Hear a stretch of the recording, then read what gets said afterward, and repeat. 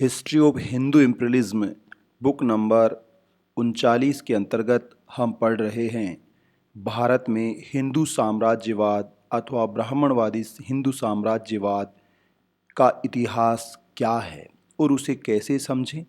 अध्याय 4 परमेश्वर मेनन की कलम से इसका शीर्षक है ब्राह्मणवाद के अधीन भारत में जाति प्रथा का उद्भव कैसे हुआ। हर भारतीय अनेक बार खासकर इंडिजीनियस पीपुल और मूलवासी सोचते हैं कि जाति प्रथा किसने बनाई। जो जाति प्रथा के वहसीपन का शिकार होता है वह बार बार ये सोचता है आखिरकार जाति प्रथा का उद्भव कैसे हुआ। आइए साथियों जानते हैं मेनन की कलम से शिकार पर अपना जीवन यापन करने वाला खानाबदोश कबीला समुदाय अदृश्य शक्ति और अपने पूर्वजों के नाम पर दैनिक जीवन में अपने भोजन का थोड़ा सा हिस्सा या कुछ न कुछ भाग अग्नि को समर्पित करता था, इसमें कोई संदेह नहीं है। वह अक्सर आनंद में और दुख के समय ऐसा निर्दोष भाव से करता था। वैदिक हवन या अग्नि को समर्पित करने हेतु किया जाने वाला पवित्र धार्मिक कार्य जिसकी उत्पत्ति सभी आदिम समुदायों के इसी सामान्य रीति रिवाज से हुई है। धीरे धीरे प्रत्येक गृहस्थी ने यह अनुभव करना आरंभ कर दिया कि अपने पूर्वजों की आत्माओं और देवताओं के साथ अपने भोजन का कुछ हिस्सा साझा करना उनका धार्मिक कर्तव्य है। इस तरह से घरेलू हवन या डोमेस्टिक सैक्रिफाई करना दैनिक जीवन का रिवाज हो गया। इस तरह से व्यक्तिगत निर्दोष हवन अश्वमेध यज्ञ की भांति पारिवारिक धर्म से सामुदायिक धर्म या त्याग का एक महोत्सव बन गया। ऋग्वैदिक काल में घरेलू दैनिक यज्ञ और विशेष अवसरों पर सामुदायिक यज्ञ आर्यों के व्यवहारिक धर्म के रूप में स्थापित हो गया। इस तरह से सभी लोग आरंभ में एक ही थे, इनके बीच किसी प्रकार का विभाजन नहीं था। लेकिन इस एक सिक्के की सुनहरी परत के साथ दूसरी काली परत भी थी। इस चित्र का दूसरा काला अध्याय भी था। ये एक ही सिक्के के दो पहलू थे। दूसरा पहलू था पुरोहित वर्ग या जाति के उत्थान के साथ जुड़ा हुआ, जिसे बाद में ब्राह्मण के नाम से पुकारा गया। सभी देशों में पुरोहिती पृष्ठली वर्ग को पुरोहित वर्ग के कार्य को अंधविश्वास, सामाजिक विघटन, क्रूरता, क्रूरतापूर्ण रीति रिवाज, निष्प्राण कर्मकांड की विशेषताओं से आबद्ध किया जाता है। अंततः इस पुरोहिती के कारण भारत की राष्ट्रीय स्वतंत्रता विलुप्त हो गई और हिंदू लोग गुलाम हो गए। पुरोहित वर्ग ने अपने निजी स्वार्थ के वशीभूत होकर कर्मकांड, राजा की प्रशंसा, उपहार और भेंट के साम्राज्य को धीरे धीरे विस्तारित कर दिया। जैसे कि राजा सुदास ने ऋषिगण वशिष्ठ को 200 गायें, 2 रथ और सोने के आभूषणों से सुसज्जित 4 घोड़े उपहार के रूप में भेंट किए, इसी तरह से राजा जनक ने राजपुरोहित याज्ञवल्क्य को 1000 गायें और प्रत्येक सींग के जोड़े में 10 पाद स्वर्ण जड़ित उपहार दिए। धनी वर्ग एवं राजाओं में यज्ञ के बाद दान दक्षिणा और धन के प्रदर्शन की होड़ मच गई और इसका पूरा का पूरा लाभ पुरोहित वर्ग ने उठाया। अब प्रत्येक गृहस्थ के लिए धार्मिक कार्य के रूप में हवन एवं यज्ञ करना और उसके बाद पुरोहितों को भेंट उपहार देना सामाजिक और धार्मिक बाध्यता बन गई। इस तरह से पुरोहिती कार्य सबसे अधिक आय वाला व्यवसाय बन गया। अतः पुरोहितों ने हर संभव कोशिश करके इसे अपने ही परिवार के लोगों तक सीमित रखने का कार्य किया और पुत्र के लिए पिता के पेशे को अपनाना लाभकारी धार्मिक कर्तव्य हो गया। इस तरह से भारत में वंशानुगत पुरोहित वर्ग अस्तित्व में आया। हिंदू लोगों के आम जीवन में जन्म, विवाह और मृत्यु के अवसर की एक झलक, पासे खेले जाने लगे, सेकी बघारी जाने लगी, अश्लील संवाद किए जाने लगे, महिलाओं एवं हवन कराने वालों की पत्नियां वार्ता का मुख्य हिस्सा होने लगी, नर्तकियां नाचने लगी, नाच गान होने लगा, मान मनवार बढ़ने लगी, भेंट और उपहार दिए जाने लगे, सुरा और सुरापान का आनंद लिया जाने लगा और इन सब के बीच सुनहरे और रंग बिरंगे फूलों से सुसज्जित मंडपम स्वर्गलोक की आभा देने लगा और इन सब को देखकर सोने के स्वर्ण के झूले पर झूलता हुआ पुरोहित कुटिल मुस्कान के साथ मुस्कुरा रहा है। पुरोहित को प्रसन्न रखने के लिए उसे स्नान कराना, उसे अच्छे वस्त्र देना, उसे संतुष्टिकारक भोजन कराना और हरम या रनिवास के भोग विलास से तृप्त कर देना जरूरी था।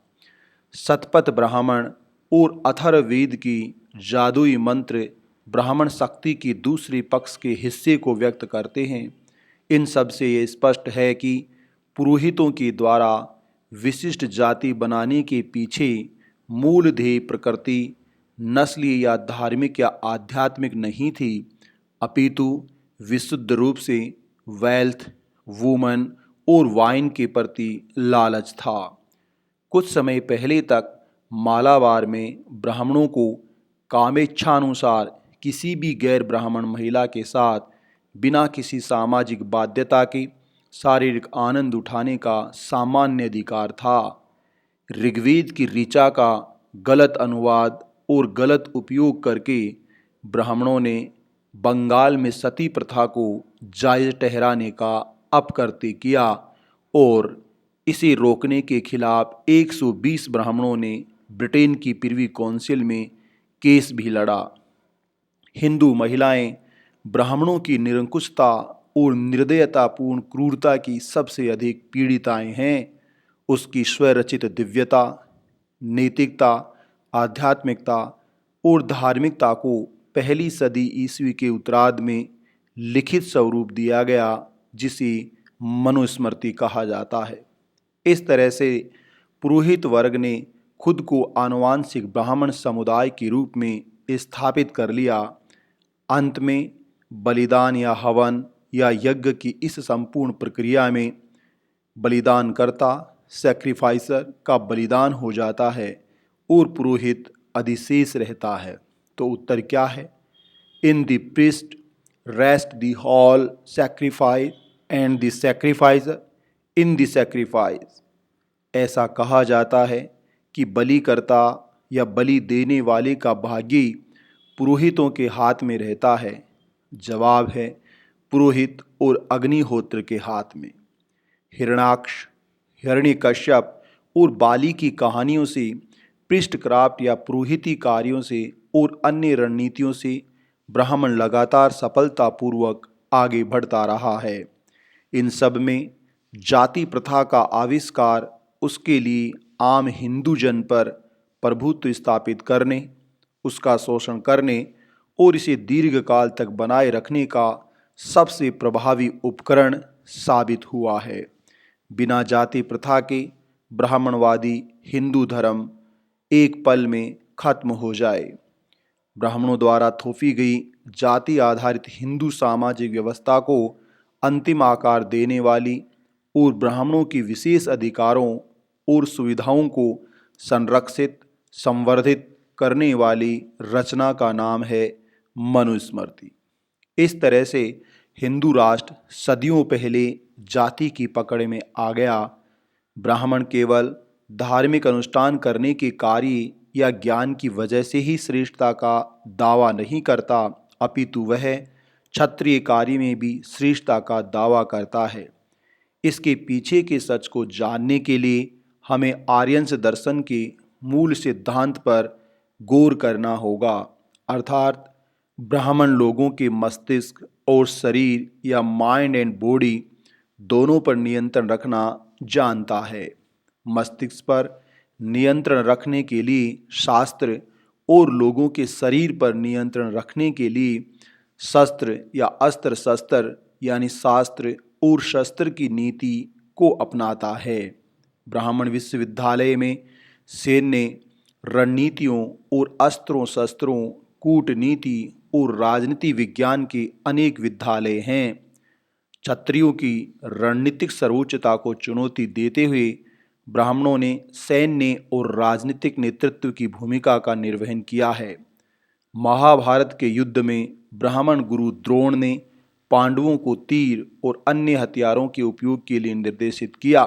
अतः ब्राह्मण कूटनीतिज्ञ और राजनीतिज्ञ के रूप में शाही मंत्री परिषद के सर्जन में अन्य मंत्रियों में प्रधानमंत्री की भूमिका निभाता रहा है। वह राजा भी है और राजऋषि भी है, इसीलिए राजा अपराधियों को दंड देगा लेकिन ब्राह्मण को दंड नहीं देगा। ये ब्राह्मणों का हाइपोक्रिटिकल प्रोफेशन ऑफ जस्टिस है। इस तरह से तीन जातियों का असहयोग अथवा विरोध करने वाले लोगों का विभाजन करते हुए और अधिक जातियां बनाते चले गए और इस प्रत्येक जाति विभाजन या जाति की अतिरिक्त संख्या में वृद्धि के साथ साथ ब्राह्मणों का प्रभाव, वर्चस्व, समृद्धि और आय तथा पेशेवर सुरक्षा और सशक्त व मजबूत होती चली गई। आधुनिक भारत में ब्राह्मणों के पास केवल 4 वर्णों वाली 3 जातियां नहीं हैं, अपितु जाति बहिष्करण से सर्जित 4000 गुलाम हिंदू जातियां भी मौजूद हैं। यही ब्राह्मणवादी हिंदू सभ्यता का काला इतिहास है। ब्राह्मणवाद का अपराध केवल यह नहीं है कि इसने बाहरी रूप से जाति प्रथा को पहले अपने लिए और बाद में अन्य लोगों के लिए बनाया, अपितु इससे दर्दनाक और शर्मनाक इसलिए भी है कि इसने गैर ब्राह्मणों को हमेशा के लिए विखंडित कर दिया और उन्हें स्थायी दास बना दिया। ब्राह्मणवाद ने किसी एकाधिकारवादी धर्म और अधिगम या ज्ञान का सर्जन नहीं किया, बल्कि इसने गैर ब्राह्मणों की बौद्धिक और नैतिक वृद्धि को दमित व संकुचित किया है। इसने धार्मिक रीति रिवाजों और अनुष्ठानों को सम्मानीय नहीं बनाया, बल्कि उन्हें हार्टलेस निर्दयी शोषण के धर्म के रूप में रूपांतरित किया है। ये था साथियों ब्राह्मणवाद के अधीन भारत में जाति प्रथा के उद्भव का इतिहास। Thank you.